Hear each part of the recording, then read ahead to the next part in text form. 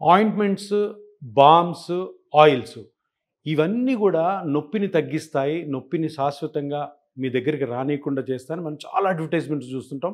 ప్రతి ఒక్కరు గూడాను ఇవి అప్లై చేసుకోవడం, ఇవి రాసుకోవడం చాలా ఈజీ కాబట్టి అందరూ గూడా నొప్పిని ఈ బామ్స్, ఆయింట్మెంట్స్, ఆయిల్స్‌తో తగ్గించుకోవాలనుకోవడము మన ప్రపంచంలో మొత్తం జరుగుతానుంది. కానీ దీంట్లో ఉన్న ఒక సీక్రెట్ ఏంటంటే ఈ ఆయింట్మెంట్లు గానీ, బాములు గానీ, ఆయిల్స్ కానీ అవి మీరు స్కిన్ మీద అప్లై చేయడం ద్వారా టెంపరరీ రిలీఫ్ వస్తే రావచ్చు, లేకపోతే లేకపోవచ్చు.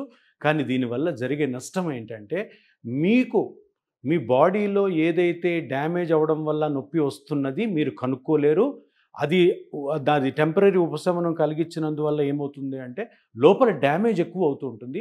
ఆ డ్యామేజ్ మనం కనుక్కోకుండా దాన్ని ఆపలేదు కనుక ఫ్యూచర్‌లో మీ మోకాలు గానీ, నడుము గానీ, షోల్డర్ గానీ ఎక్కువ దెబ్బతింటాయి. అందుకనే ఈ బామ్స్, ఆయింట్మెంట్స్ జోలికి పోకుండా వెంటనే ఏ పార్ట్‌లో అయితే నొప్పొచ్చిందో దాని మూల కారణం కనుక్కొని దానికి ఆపరేషన్ రహితమైన ట్రీట్మెంట్లు ఎన్నో ఉన్నాయి. అటువంటిలో ఒక ట్రీట్మెంటే ప్లాస్మా థెరపీ.